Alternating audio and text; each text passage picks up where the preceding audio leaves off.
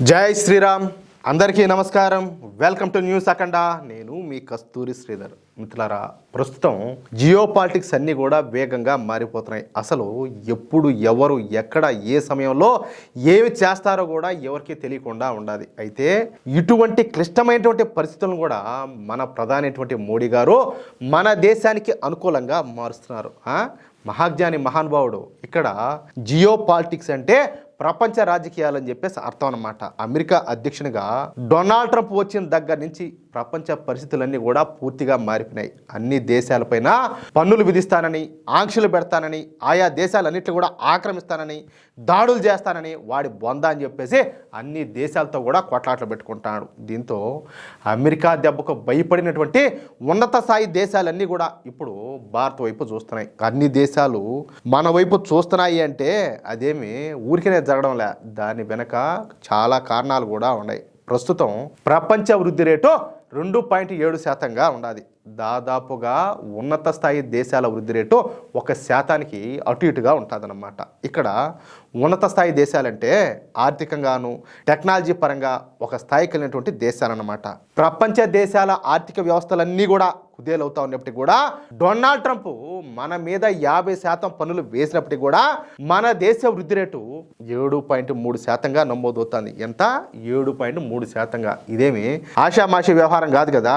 ప్రపంచమంతా కూడా మైనస్లలోకి వెళ్తా ఉన్నప్పుడు మన దేశం 7% పైగా వృద్ధి రేటును నమోదు చేయడం పైపించి ఏంటంటే మన మీద అమెరికా 50% పన్నులు విధించిన తర్వాత కూడా మనం దూసుకుపోతా ఉండడం చూసి ప్రపంచ దేశాలన్నీ కూడా అవాక్కైపోతున్నాయి. దానికి తోడు మన దేశ జనాభా 145 కోట్లు, అంటే మనది ప్రపంచంలోనే అతి పెద్ద మార్కెట్ అనమాట. పైగా మనది ఎమర్జింగ్ మార్కెట్ అనమాట. 2047 నాటికి అభివృద్ధి చెందినటువంటి దేశంగా అవతరించడమే లక్ష్యంగా పనిచేస్తున్నటువంటి దేశం మన భారతదేశం. ఇక దీనికి తోడు పిచ్చి తొగ్గులకైనటువంటి డొనాల్డ్ ట్రంప్ భయం అయితే ఉండనే ఉండాలి. ఇప్పుడు ఈ డొనాల్డ్ ట్రంప్ విధించినటువంటి పన్నుల మూలంగా అన్ని దేశాలు కూడా నష్టపోతున్నాయి. ఇప్పుడు ఆ దేశాలను ఆదుకోగలిగినటువంటి సత్తా ఉన్నటువంటి దేశం మన భారతదేశమే. అందుకే ప్రపంచంలోని అన్ని ఉన్నత దేశాలు మన దేశం వైపు అయితే చూస్తున్నాయి. ఇప్పటికే 27 దేశాల యూరోపియన్ యూనియన్ కూటమి, అలాగే కెనడా దేశాలు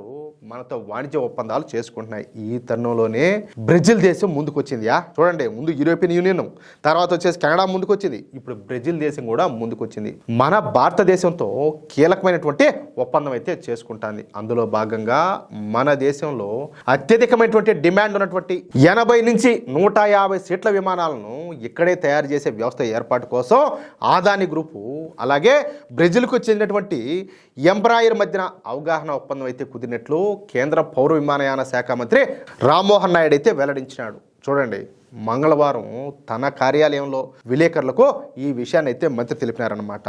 దేశీయ అవసరాలకు తగ్గట్టు స్థానికంగా విమానాలు తయారు చేసుకోవాలన్నది మన చిరకాల వాంఛ అన్నమాట. తాజా MOU అందులో ఒక కీలకమైనటువంటి ఘట్టం. దీని ప్రకారం ఆదాని డిఫెన్స్ అండ్ ఏరోస్పేస్, అలాగే ఈ ఎంబ్రాయిర్ కలిసి దేశంలోనే, ఎక్కడ మన భారతదేశంలోనే విమాన తయారీ కేంద్రం ఏర్పాటు చేస్తున్నాయన్నమాట. ఇందుకు పౌర విమానయాన శాఖ సంపూర్ణమైనటువంటి మద్దతు కూడా ఇస్తుంది. మన ప్రధానమంత్రి అయినటువంటి నరేంద్ర మోడీ గారి నేతృత్వంలో మేక్ ఇన్ ఇండియా, అలాగే ఆత్మ నిర్భర్ భారత్ విధానాల ద్వారా తయారీని అయితే ప్రోత్సహిస్తున్నాం అనమాట. అందుకే ఎంబ్రాయిర్ అనేది ముందుకు వచ్చిందనమాట.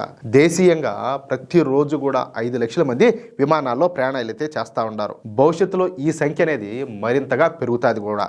కాబట్టి విమానాశ్రయాలను పెంచుకుంటా పోతున్నాం. విమానాలను కూడా మన దేశంలోనే తయారు చేసుకోగలిగితే ధరల పరంగా సానుకూలతతో పాటు మన యువతకు నాణ్యమైనటువంటి ఉద్యోగాలు కూడా దొరుకుతాయి. అలాగే చిన్న నగరాలు కూడా ఈ సర్వీసులన్నీ కూడా పెరుగుతా ఉన్నందువల్ల 80 నుంచి 150 సీట్ల విమానాలు తయారు చేయాలని చెప్పేసి ఈ ఆదాని సంస్థ, అలాగే ఎంబ్రాయిర్ సంస్థలు అయితే నిర్ణయించాయన్నమాట. వచ్చే నెల బ్రెజిల్ అధ్యక్షుడు మన దేశ పర్యటనకు వచ్చినప్పుడు మన ప్రధాని మోడీ గారితో కలిసి మరిన్ని నిర్ణయాలు అయితే తీసుకుంటారంట. ఎంబ్రాయిర్ తయారు చేసినటువంటి విమానాన్ని మొన్న బుధవారం హైదరాబాద్లో ప్రారంభమయ్యేటటువంటి వింగ్స్ ఇండియా షోలో ప్రదర్శించినారు.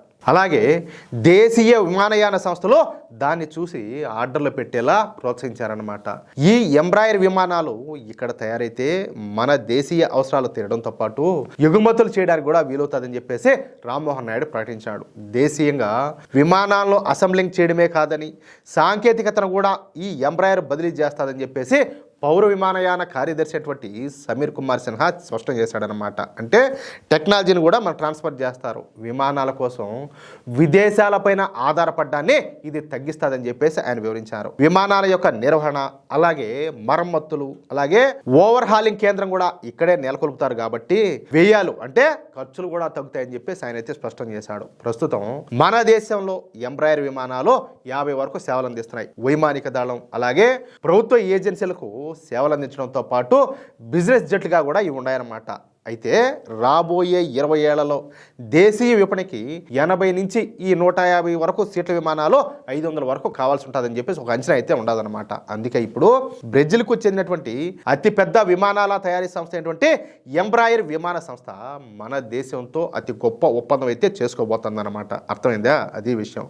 ఒకప్పుడు ప్రతి చిన్న వస్తువు కోసం వేరే దేశాల వైపు చూసినటువంటి మనం ఇప్పుడు విమానాలను కూడా మన దేశంలోనే తయారు చేసే స్థాయికి ఎదగడం ప్రతి భారతీయుడు కూడా గర్వించదగినటువంటి విషయం అనమాట. ఇది కేవలం ఆరంభం మాత్రమే. అర్థమవుతుందా? అంటే ఏంలే ఐరావతం మాదిరి మన దేశం లేచి నిలబడి ఇప్పుడు పరిగెత్తుతుంది అభివృద్ధి పదంలో. మిత్రులారా, ఈ సమాచారం కనుక మీకు నచ్చినట్లయితే ఈ వీడియోని లైక్ చేయండి, అలాగే మీ మిత్రులకు షేర్ చేయండి. మరిన్ని ఇలాంటి అద్భుతమైన అప్డేట్స్ కోసం ఖచ్చితంగా మన న్యూస్ అఖండ ఛానల్ను సబ్స్క్రైబ్ చేసుకోవడం మర్చిపోకండి. జై శ్రీరామ్, జై హింద్.